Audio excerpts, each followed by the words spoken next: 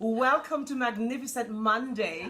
We're on the couch with Brehoni, and today we're actually going to talk about relationships, but it's also as it intertwines with the body issues, because we've been uncovering the whole body thing lately and having a lot of young people speak about the relationship with their body.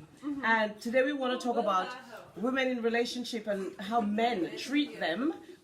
How we allow men to treat us. How we allow men to treat us with regards to our bodies, to our beautiful bodies. Brehoni, you take it away. Tell me, how has been your relationship with men? How have you...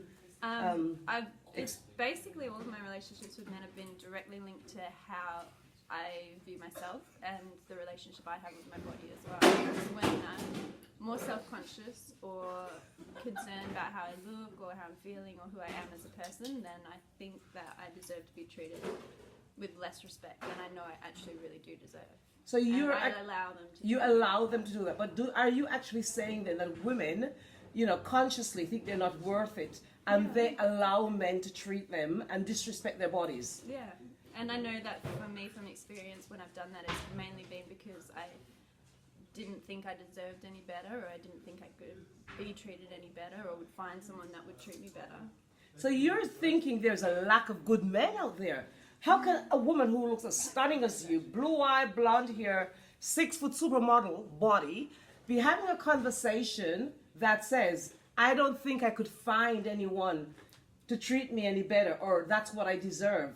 Well, what I found is, because I was always having that conversation in my head, and then I was obviously creating that experience continuously, finding people that would treat me the way that I believed I deserved to be treated.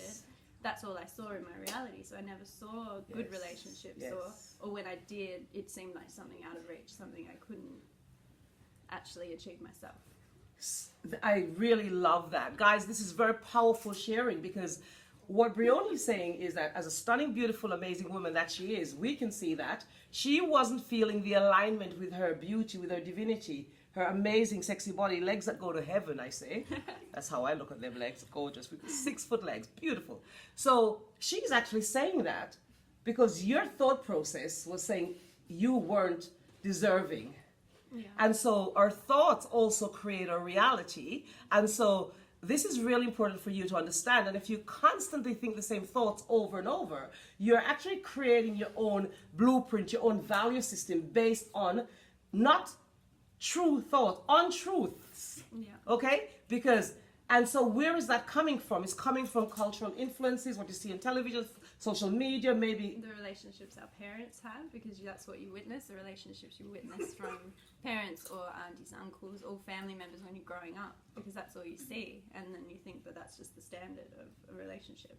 So we're redefining relationships that men have with women, a relationship, girlfriend and boyfriend relationships, couples. We're saying that we have to change a conversation that we're having with ourselves and our partners are having with us. And it starts with us as beautiful, amazing, perfect women, because that is the teachings, that's the only way. And that's what I truly believe, that all women are perfect, whole, and beautiful.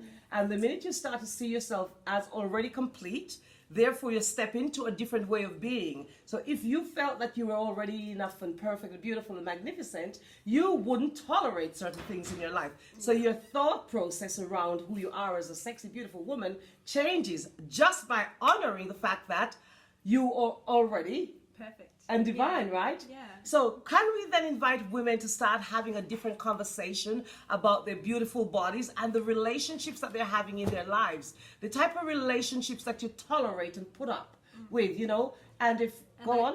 So much of it was linked to me thinking that I needed to change something, there was something that I needed to change first, and then I would be deserving of it, or then I'd be worthy of that relationship. Not that I was already perfect. You were with all the flaws, with all the what flaws? Look, with all there's so much out there saying that certain things need healing. You need to change the way that you're acting. You need to change the way that you are. You need to feel more, feel less. There's always something that's so wrong. We get very, very confused, you see, and I want to stop all that confusion out there, guys. Just take this on for a moment. Breathe into your heart. and recognize and realize that as you are, you're beautiful and whole, you're perfect, your bodies are beautiful. It does not matter what size you are, how tall you are, or short or fat, what color your skin. Nothing matters. You already are that, okay? You're already beautiful and personified in perfect specimen, right? All of us, look at this. Perfection, perfection. The whole thing is fabulous. Yeah. You know, when we start to, the healing occurs automatically when we start to think like that.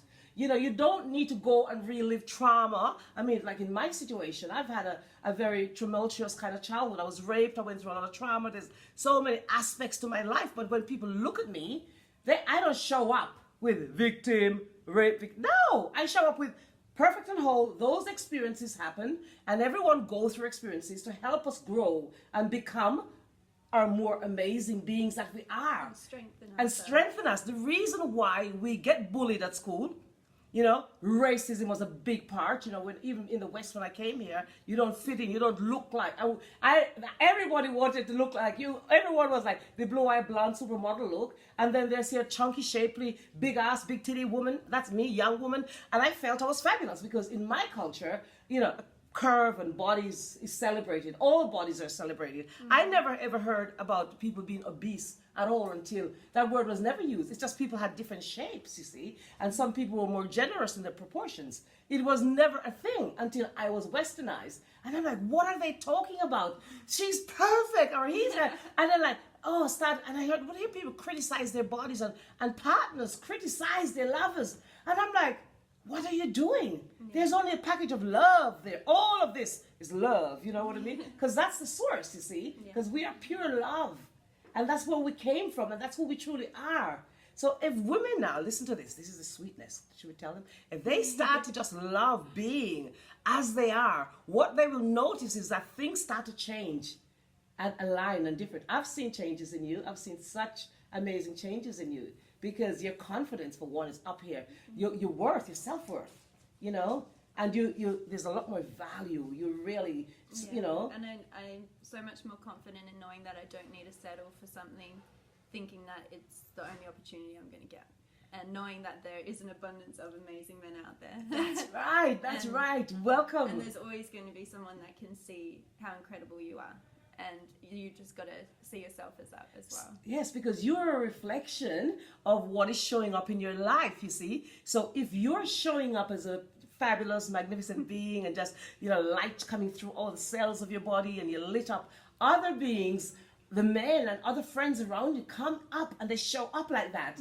They come lit up as well. But if you're showing up as broken, blah, blah, blah, what shows up is broken men, broken friends.